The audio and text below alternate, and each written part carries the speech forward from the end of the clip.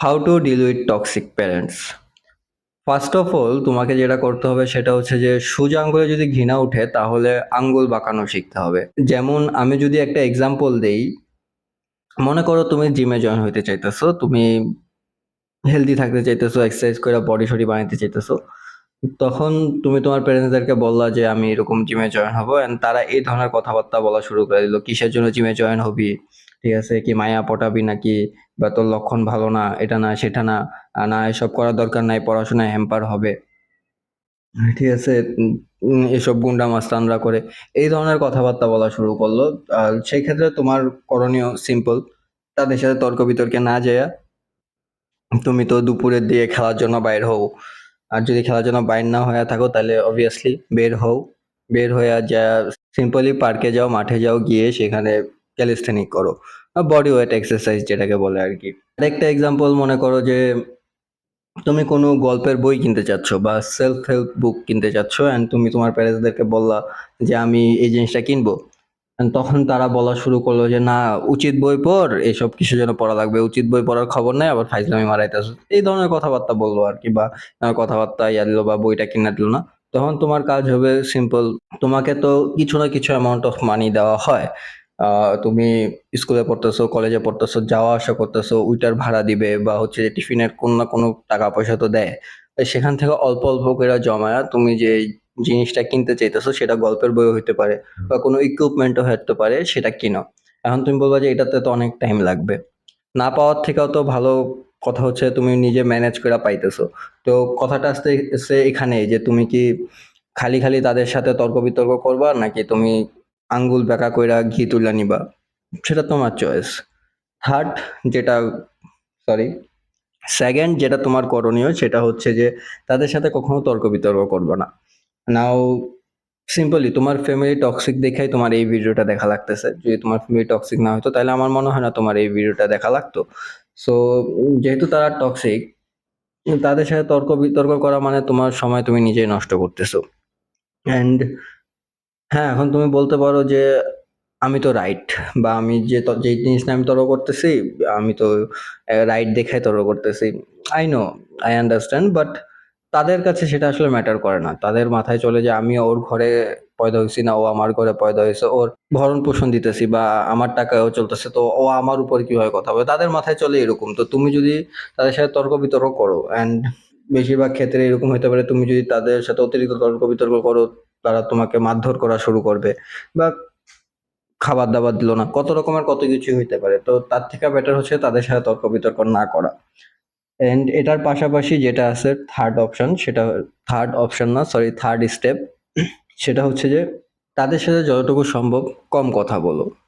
এখন বলবো যে কেন কম কথা কেন বলবো, কারণ হচ্ছে যে সিম্পল, তোমার থিঙ্কিং আলাদা, তোমার নিজস্ব তো তোমার নিজস্ব থিঙ্কিং আছে, বা তুমি ওরকম ভাবে চিন্তা করতেছো, এই কারণে তো তাদের সাথে তোমার প্রবলেম হচ্ছে। যেহেতু তোমার আর তাদের মতামত মিলতেছে না, এন্ড তুমি পরে যা তর্ক বিতর্কই করা লাগতেছে, তো ওই সিচুয়েশনে যাওয়ার থেকে বেটার তার আগেই তুমি প্রিকশন নিয়ে নেওয়া, কম কথা বলা, যতটুকু দরকার অতটুকুই কথা বলা, বাড়তি কথাবার্তা না বলা, তাই না? কারণ সিচুয়েশন খালি খালি খারাপ করে লাভ কি, রাইট? এখন যেমন আমি এক্সাম্পল দেই, সিম্পল, মনে করো যে তোমার ফ্যামিলি, তুমি যখন পয়দা হয়েছো তখনই চিন্তা করছে যে ওকে, এরে আমি বিয়া দিয়া বহুত টাকা যৌতুক নিব। এখন তুমি বড় হয়েছো, তুমি বুঝতে পারছো যৌতুক নেওয়া ভালো না। এখন তুমি তোমার ফ্যামিলি বললা যে আমি বিয়ে করলে যৌতুক ছাড়াই বিয়ে করব। তখনই তোমার ফ্যামিলি খেপা যাবে যে কি ব্যাপার, তুই যৌতুক ছাড়া কেন বিয়ে করবি, তোর চিন্তাধারা কি, যে তুই আগের থেকে মায়া রেডি করে রাখছিস নাকি, এটা সেটা, কত রকম কত কিছুই বলতে পারে। এটার কোনো আসলে সিউরিটি নাই, কারণ টক্সিক প্যারেন্টসদের উপর বিশ্বাস নাই, তারা কোন টপিক নিয়ে কিভাবে নিয়ে যেতে পারে। তো তখন এই ধরনের কথাবার্তা বলা শুরু করবে। উম, তুমিও তখন শকড হয়ে যাবা যে আমি তো এটা ভালো জিনিসই বললাম, কারণ আমি যেটা পড়তেছি, যেটা বুঝতেছি, আমি সে অনুসারে কথা বললাম, তাই না? কিন্তু তাদের কাছে অ্যাকচুয়ালি সেটা ম্যাটার করবে না। তো এই জন্য বললাম যে যতটুকু সম্ভব তোমার মতামত, তোমার ওপিনিয়ন কম দিবা, তাদের সাথে কথা কম বলবা, নিজেকে সেফ রাখার জন্য। ৪ নাম্বারে যেটা হচ্ছে যে অনেকে মনে করতে পারো যে আমি অ্যাচিভমেন্ট দিয়ে আমার বাবা-মার মেন্টালিটি চেঞ্জ করে ফেলবো, যে আমি সার্টেন এক্সামে এরকম অ্যাচিভ করব, বা আমি লাইফে এমন কিছু অ্যাচিভ করব যে আমার বাবা-মার থিংকিং চেঞ্জ হয়ে যাবে। এটা অ্যাকচুয়ালি রেয়ার কেস, কারণ তোমার ফ্যামিলি যদি এক্সট্রিম লেভেলের টক্সিক হয়ে থাকে, তুমি হাজারো জিনিস অ্যাচিভ করলে তাদের কাছে সেটা ম্যাটার করবে না। কিছুদিন আগেই তো কোন একটা ভিডিও দেখলাম, বোর্ডের মধ্যে ছেলে হচ্ছে যে ফার্স্ট হয়েছে, ছেলে নাকি মেয়ে সেটা আমি শিওর না, ফার্স্ট হয়েছে। তার মাকে জিজ্ঞাসা করতেছে রিপোর্টাররা যে আপনার কেমন ফিল হচ্ছে আপনার ছেলে যে সবার প্রথমে আছে, মানে ফার্স্ট প্লেসে আছে। তার মা বলতেছে যে না আমার ভালো লাগতেছে না, তার কারণ কি, কারণ হচ্ছে যে সে 1 নাম্বার কম পাইছে, সে আর একটু ভালো করে পড়াশোনা করলে ওই 1 নাম্বারটা পাইতো। মানে এখানে কিছু বলার আছে? সে তো অ্যাচিভ করছে, কি লাভ হয়েছে? তো বেশিরভাগ ক্ষেত্রে টক্সিক প্যারেন্টস আসলে তুমি কি অ্যাচিভ করছো তাদের কাছে এটা ম্যাটার করে না, ঠিক আছে? তাদের কথা হচ্ছে যে তারা যেভাবেই হোক তোমার কোনো না কোনো ভুল খুঁজে বাইর করবে। তুমি সবকিছু 100% যদি পারফেক্ট করো, ওই 100%-এর মধ্যে 0.5% তারা ফল্ট খুঁজে বাইর করে ছাড়বে, অ্যান্ড ওইটা নিয়েই তোমার সাথে পরে প্রবলেম করবে, ঠিক আছে? তো তার মানে যে এই না যে তুমি কোনো কিছু অ্যাচিভ করবা না বা কোনো কিছু করবা না, করবা, সব নিজের জন্য করবা, ঠিক আছে? তোমার মেইন প্রায়োরিটি থাকবে যে আমি এগুলো অ্যাচিভ করতে হবে আমার নিজের জন্য, নিজেকে হ্যাপি রাখার জন্য। তার কারণ তুমি তাদের জন্য অ্যাচিভ করতেছো, কিন্তু তুমি যে সময় শ্রম দিচ্ছ তাদের এই অ্যাচিভমেন্ট গুলো পাওয়ার জন্য, রিটার্নে তুমি কোনো কিছু পাচ্ছ না, খালি এইসব যে তোমার এটা ফল্ট সেটা ফল্ট এগুলাই তোমাকে দেখাইতেছে। অ্যান্ড এর ফলেই এক পর্যায়ে যে মানুষজন ডিপ্রেশনে চলে যায়, ভাঙা পড়ে, নানান রকম প্রবলেমের মধ্যে ফেস করে। অ্যান্ড ফিফথ ফাইনাল যেটা মোস্ট ইম্পর্ট্যান্ট, সেটা হচ্ছে যে নিজের ক্যারিয়ারে ফোকাস করো, সাথে যতটা তাড়াতাড়ি সম্ভব ফাইন্যান্সিয়ালি ইন্ডিপেন্ডেন্ট হও। এখন তুমি বলবা যে আমি ফাইন্যান্সিয়ালি ইন্ডিপেন্ডেন্ট কিভাবে হবো, আমি মাত্র ছোট বাচ্চা, আমি ইয়া মাত্র স্কুলে পড়ি, আমার বয়স মাত্র 16-17।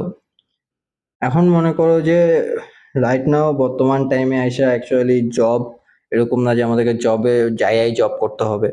অ্যান্ড কেরিয়ারে ফোকাস তো হইতেই বললাম, সেটা হচ্ছে জবের জন্য, পাশাপাশি তুমি চাইলে টিউশনি করাইতে পারো, আর নয়তো ভিডিও এডিটিং, গ্রাফিক ডিজাইনিং, ঠিক আছে? কত রকম ম্যানেজমেন্ট আছে, সোশ্যাল মিডিয়া ম্যানেজমেন্ট আছে, তারপর হচ্ছে যে ম্যানেজারের কত কিছু আছে, নানান রকম সাব সেক্টরও আছে, রিসার্চ আছে, ঠিক আছে, স্ক্রিপ্ট রাইটিং আছে, কত কিছুর জন্যই পড়তে পারো। এখন তুমি বলতে পারো যে আমি এগুলা কিভাবে করবো, আমার বাসা থেকে দিবে না, এটা না সেটা না। ফার্স্ট স্টেপে যেটা বললাম সেটা হচ্ছে যে আঙ্গুল যদি সোজা আঙ্গুলে ঘি না উঠলে আঙ্গুল বেঁকা করা শিখো। সিম্পলি, যে তুমি যদি এখন বলো যে আমার বাসায় ল্যাপটপ নাই, আমার বাসায় কম্পিউটার নাই, তোমার তো ল্যাপটপ কম্পিউটার অ্যাকচুয়ালি দরকার নেই। তোমার কোনো ফ্রেন্ডের বাসায় থাকলে তার বাসায় যাও 1 ঘন্টার জন্য, 1 ঘন্টা এনাফ। তুমি যদি 1 বছর 1 ঘন্টা করে একটা কোনো টপিকের উপর দাও, স্বাভাবিক এনাফ হচ্ছে না, হয়ে থাকবে না, ঠিক আছে? তুমি যদি সিরিয়াসলি সময় দাও সেটাতে, অবভিয়াসলি তোমার শিখা হয়ে যাবে, ঠিক আছে? আর বর্তমান টাইমে অ্যাকচুয়ালি ল্যাপটপ পিসি এগুলো লাগে না, আমাদের মোবাইলই যথেষ্ট। নানান রকম অ্যাপস অলরেডি মোবাইলের মধ্যে এসে গেছে, যেগুলো দিয়ে মানুষজন নানান ধরনের ভিডিও বানাইতেছে, নানান রকমের গ্রাফিক ডিজাইনিং শিখতেছে।